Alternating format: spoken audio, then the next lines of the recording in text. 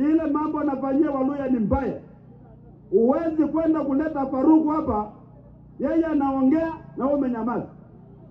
Ile kitu wanafanya ni kuchezea yeye dance.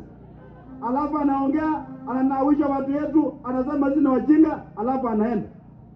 Sisi tarehe 27 tutakuwa tunachagua Ndakwa ama ni Faruku.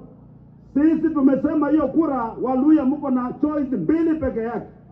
Aidha mchague Panyako ama mchague Faruku. Tumeelewana? Maana Ndakwa na Faruku hakuna tofauti, ni mtu mmoja. Wale wa jamaa wamejipanga kwao kule UDA, hakuna opposition. Hata kule Baringo kijana ya Moi alikuwa anaongoza kwa KANU, alikuwa anaenda kuwa senator. Rais akamuita State House, wakaongea kiluka yao, wakaenda wakatangaza kwamba ni mtu wa UDA amesimama huko. Ukienda kule hakuna chama, hakuna ANC kule, hakuna Ford Kenya huko, hakuna nini. Sisi tukijipanga hapa wanatuletea makandidate kuja kutupanga hapa, hadi msichague uchague huyu. Hadi kama tuchague mtu yao hatupati maendeleo. Mr. President, listen. The voice of the people is this one.